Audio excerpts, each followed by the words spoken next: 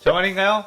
내 이름은 종타쿠 오덕이죠. 우리 종대 여러분 오늘 하루 어떠셨나요? 오늘은 인게임 미션 주술회전에 귀멸의 칼 세계관 최강자 요리치가 들어가면 어떻게 될지에 대한 가상 시나리오 2부입니다. 이 영상에는 원작의 스포일러와 개인적인 견해가 있으니 그 점 유의하시길 바랍니다. 大丈夫ですか? 그럼 시작해볼까요? 저번 영상에서는 요리치가 주술회전 세계관에 들어가 요메스쿠나의 손가락을 먹어버린 뒤 보조의 제안에 의해 주술고전 학생으로 들어가는 것까지 전개했었죠. 저번 영상을 보지 않으신 분들은 보고 오시는 게 이 영상을 이해하고 즐기는 데 수월하니 보고 온 것 추천드리고요. 이 가상 시나리오 컨텐츠는 원작의 고증을 찾을 때가는 매끄러운 진행이 되지 않기 때문에 어느 정도의 설정으로나 능력치 보정은 이해해 주었으면 좋겠습니다. 그럼 오늘의 가상 시나리오 시작하겠습니다. 먼 곳에 있는 특급 주령을 잡기 위해 출장을 갔다 온 뒤 주술계가 자신의 반 학생들을 일부러 특급 주령에 나온 임무에 보냈다는 사실을 알게 된 고조는 엄청나게 열이 받았고 주술계의 원로들을 전부 다 죽여버릴까라는 생각도 했습니다. 하지만 역시나 요리치 일행이 특급 주령에게서 살아남고 심지어 그 주령을 재령해버렸다는 것에 역시 내 제자들이야 라고 하며 기분이 풀렸죠. 고조는 일단 원로들이 요리치의 존재를 노리고 있다는 것에 요리치가 스스로를 더 확실히 보호할 수 있게끔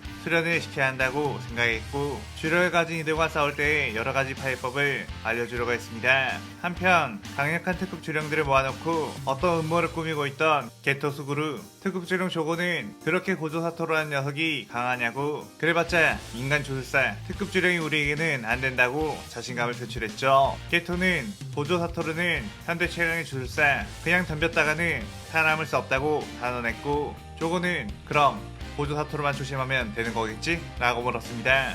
케토는 오코추타라는 녀석도 강하긴 하지만 그건 리카라는 특급 원령이 있었을 때이며 지금은 그 원령을 해줘있기에 그렇게까지 신경 쓸 필요는 없다고 했죠. 조고는 그딴 인간 하나가 뭐가 무서워서 이렇게 조심하고 있는지 이해를 할 수 없었고 자신의 실력에 대해 엄청난 자부심을 가지고 있었기에 먼저 고조를 찾아내 죽여버리면 된다는 생각을 했습니다. 그렇게 고조는 밖에 나갔다가 자신을 노리는 특급주령인 조고를 만나게 되었고 조고는 분화하는 마그마의 힘으로 고조를 마구 공격했죠. 조고는 압도적인 힘으로 고조의 주변을 조토화시켜버렸고 뭐야 생각보다 시시한 녀석이군. 역시 인간이 만들어낸 명성은 믿을 게 못돼 라며 길길거렸습니다. 하지만 연기가 거치자 고조는 태연하게 서 있었고 조고에게 다가가 자신에겐 그 어떠한 공격도 먹히지 않는 무한 수식에 대해 설명을 했죠. 조고는 이런 말도 안 되는 능력이 있냐면서 당황했는데 고조는 재밌는 생각이 났다며 조고를 흠씬 두들겨 팬 뒤 빠르게 순간이동을 해 요리치를 조고에게 데려오게 되었습니다. 고조는 저 화산 대가리는 저번에 너가 만난 특급 주령보다도 강한 녀석이야. 어때? 싸워볼만 하겠어? 라고 물었고 요리치는 조고를 빤히 쳐다보더니 중부할 것 같네요 라고 했죠. 조고는 어디 학생으로 보이는 어린 녀석이 자신을 상대로 겁도 안 먹고 여유로운 말을 한다는 것에 어이가 없었고 오히려 다른 인간이 있는 상황이면 자신이 더욱 유리해질 거라고 생각했습니다. 듣기로는 고조는 자신의 학생들을 보호하려는 성향을 가졌기에 여차하면 저 학생을 인질로 잡으면 고조를 공략할 수 있을 거라고 판단했죠. 조고는 씩 웃으며 저런 녀석은 단번에 녹여버리겠다며 에너지를 폭발시켰고 요리치는 슥 자신의 칼을 꺼내 해협을 시전했습니다. 그렇게 요리치는 조고에게서 날아오는 공격들을 전부 다 베어버렸는데 조고는 어떻게 칼로 내 공격을 펼 수 있지? 라고 놀랐고 고조는 요리치가 쥐고 있는 칼이 붉게 물든 것을 보고 본능적으로 칼에 자신이 가진 주력을 집어넣은 건가? 아주 정교하게 웅축된 주력이군 이라며 흥미로워했죠. 조고는 화력충들을 보내 요리치와 함께 폭발을 시켜버리려고 했는데 요리치는 그 화력충들이 폭발할 것을 내비친 세계로 읽었기에 자신의 주변에 빠르게 칼을 휘둘러 검압을 만든 뒤 그 폭발이 닿지 않게끔 했습니다. 조고는 저 자식은 도대체 뭐야? 라고 당황했고 요리치는 빠르게 뛰어가 조고의 복부를 베어버렸죠. 조고는 고조에게 타격을 못 입히는 것도 모자라 이런 꼬맹이에게까지 밀린다는 것에 극도로 분노했고 두 놈 다 제가 되게 해주겠다며 영역 전개를 시전해 둘을 영역으로 끌어들였습니다. 요리치는 조고의 뜨거운 영역 안에 들어가자 이곳은 뭐죠? 라고 물었고 고조는 저 녀석이 만든 영역 넌 딱히 놀라지도 않는구나. 영역 안에 들어가게 되면 공격이 필중 효과로 작용하기에 내 무한의 수식도 뚫을 수 있지 라고 했죠. 요리치는 그럼 이곳을 나가야겠군요 라고 했고, 고조는 영역에서 빠져나갈 수 있는 방법은 몇 가지가 있긴 하다며 주력으로 받아치거나 자신도 영역 전개를 시전하거나 아니면 영역의 빈틈을 찾아 안에서 부숴버리거나 라고 했습니다. 하지만 이 모든 것이 결코 쉬운 게 아니라며 영역에 대한 설명을 해주기 위해 널 부른 거고, 이 정도면 충분히 교육이 된 것 같으니 내가 영역을 써서 이곳을 깨뜨리겠다고 했죠. 그런데 요리치는 갑자기 튀어나가 어떤 곳을 향해 해협 참격을 날렸고, 그러자 조고의 영역이 금이 가며 밖으로 튕겨져 나오게 되었습니다. 고조는 너 방금 뭐 한 거야? 라고 물었고, 요리치는 빈틈이 보이길래요 라고 했죠. 조고는 이 상황들이 그저 어이가 없었고 괴물이 2명이다 라고 생각해 도망가려고 했는데, 그 순간 어느새 고조가 다가왔고 일단 네가 누구인지 자세히 알아봐야겠는데? 라고 하며 조고의 머리통을 뽑아버렸습니다. 조고는 압도적인 힘, 이게 현대 최강의 주술사 라고 하며 격차를 실감해 절망감이 들었죠. 그런데 그 순간 누군가가 빠르게 조고의 머리통을 낚아챈 뒤 달아났고, 요리치가 쫓을까요? 라고 하며 곧바로 뛸 자세를 취하자 고조는 요리치를 만류하며 특급주령끼리 서로 돕는 경우는 처음 봤다고, 이거 아무래도 배우가 있는 것 같다고 했습니다. 그 뒤 고조는 그런 이변을 조사하기 위해 출장을 나가게 되었고, 자신의 세타로 고등학교 시절 후배인 1급 주술사 나나미 켄토를 요리치에게 붙여줬죠. 나나미와 요리치는 영화관에서 몇 명의 양아치들이 사망했다는 사건을 접한 뒤 그 행위를 벌인 주저사와 관련이 있을 것으로 보이는 준페이를 조사하기로 했습니다.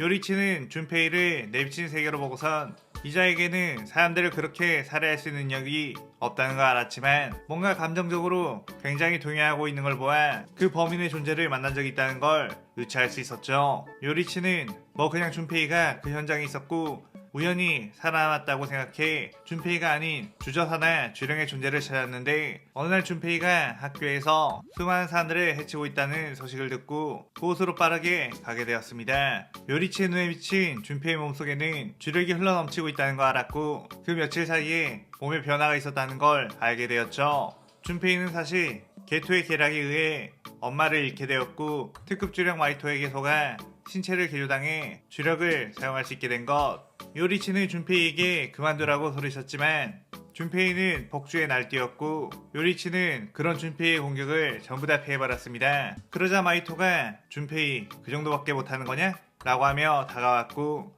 준페이의 몸을 신체 개조해 괴물의 모습으로 만들어버렸죠. 그리고 주변에는 마이토가 만들어 놓은 개조인간들이 다가와 요리치를 둘러싸 공격했습니다. 요리치는 그 개조인간들을 보고 깜짝 놀랐는데 그것들은 주령이 아닌 인간이었던 존재들. 그때 마이토가 씩 웃으며 이 개조인간들은 내가 영혼을 개조해 만든 것들, 이것들을 죽이게 되면 살인하는 것이나 다름없는 거라고 했죠. 요리치는 이 인간들을 원래대로 돌릴 수 없나? 라고 싸늘하게 물었고, 마이토는 내게 순순히 죽어준다면 이 인간들을 되돌려주지 라고 했습니다. 하지만 요리치는 마이토의 마음을 꿰뚫어 봤고, 넌 내가 죽더라도 이 인간들을 되돌릴 마음이 없잖아 라고 했죠. 마이토는 크크 정답이라고 하며 개조인간들로 하여금 요리치를 공격하게 했습니다. 그 순간 요리치는 해협을 사용해 개조인간들을 전부 다 베어버렸고, 마이토는 이거 완전 가차없는 살인마잖아 라며 조롱했죠.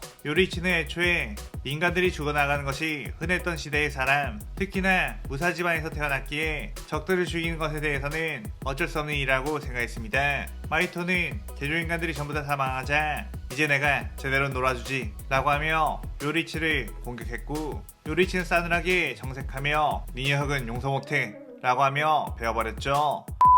마이토는 영혼의 형태를 유지할 수 있다면 잘린 몸은 다시 재생할 수 있는 수식을 가지고 있었기에 이 정도 공격쯤은 아무런 의미가 없다고 했습니다. 하지만 이어서 날아오는 요리치의 공격은 마치 마이토의 영혼을 노리는 듯 정확히 날아왔고, 마이토는 이 녀석 내 영혼의 위치를 알고 있어? 심지어 기억해서 위치를 옮기고 있는데도? 라며 당황했죠. 그때 지원을 하러 온 나나미도 합세해 마이토를 공격했고, 나나미는 요리치에게 마이토의 수식에 대해서 자신이 알고 있는 걸 전부 설명해줬습니다. 마이토와 나나미는 요리치가 준페이를 주시할 때 마주쳐 치열한 싸움을 벌였었고 서로의 기술에 대해 잘 알고 있었죠. 마이토는 뭐야, 저 녀석은 나를 상대하는 방법을 이미 알고 있던데? 네가 말해줬던 게 아니었나? 라고 물었고 나나미는 그게 무슨 소리냐며 다시 뛰어들어 공격을 했습니다. 그런데 그 순간 마이토는 영역 전개를 시전해 나나미를 끌고 들어가 버렸죠. 나나미는 이 영역에 들어와 버린 순간 자신의 죽음은 확정되었다고 생각했는데 그때 마이토의 영역이 밖에서 깨지며 요리치가 진입하게 되었습니다. 나나미는 이 바보야, 이 안에 들어오면 너도 죽게 된다고 라며 당황했지만 마이토의 영역 안에 요리치가 들어가자 마이토의 공격이 요리치의 영혼을 건드는 과정에서 몸속에 있던 요메스쿠나와 마주치게 되었고 요메스쿠나는 불쾌하다며 마이토를 갈기갈기 찢어버렸죠. 그렇게 마이토의 영역은 깨지게 되었고 요리치와 나나미는 마이토를 마무리하기 위해 공격을 했지만 마이토는 몸의 형태를 바꾸어 하수구 속으로 들어가 버리며 도망가게 되었습니다. 마이토는 반드시 저 자식을 죽여버리겠다며 부들거렸고 요리치 역시 다음번엔 절대로 놓치지 않겠다며 주먹을 꽉 쥐었죠. 그 뒤 요리치는 보조가 출장에서 돌아와 학교로 복귀하게 되었고 학교에서 마침 교토 주술고정과 교류회를 한다며 다들 들떠있는 상태였습니다. 요리치는 교류회가 뭐냐고 물었고 주술고전 학생끼리 1년에 한 번씩 서로의 실력을 뽐내는 일종의 체육대회와도 비슷하다고 했죠. 작년에는 오코추타라는 선배가 혼자서 교류회를 다 쓸어버리는 바람에 쉽게 끝났다며 이번에 교토주술고전 측에서 이를 갈고 나올 거라고 했습니다. 요리치는 이번에 그 유타라는 선배는 안 나오느냐고 물었고 메구미는 그 선배는 지금 어떤 임무를 받고 해외로 나가 있는 상태라고 했죠. 노바라는 학생인데 해외까지 가는 거냐며 나도 해외 가고 싶다고 방방 뛰었고 옆에 있는 마키가 유타는 학생이면서 특급 주술사라 갈 수 있는 거라고 했습니다. 그렇게 교토 주술고전과 교류회가 시작이 되었고 교토 주술고전의 학장은 학생들에게 몰래 스쿠나의 그릇인 요리치를 사고로 위장해 죽이라는 명령을 했고 그 학생들은 모두 요리치를 노리게 되었죠. 특히 교토 주술고전의 최강 1급 주술사인 토도 아오이가 빠르게 요리치에게 뛰어왔고 너 어떤 취향의 여자를 좋아하냐? 라고 물었고 요리치는 덤덤하게 우타 라고 답하며 이 시나리오 2부가 끝이 나게 됩니다. 이번 시나리오에서는 기존의 이타도리 유지의 행적을 요리치가 그대로 따라가며 요리치의 능력이 이 세간에서도 통하는 모습을 보여줬어요. 오늘의 가상 시나리오에 대한 감상평 남기시고 다음 시나리오 3부도 많은 기대 부탁드려요. 오늘 영상 즐겁게 보셨다면 구독, 좋아요, 알림 설정 누르는 거 잊지 마시고요. 그럼 오늘은 이만 사요나라.さようなら。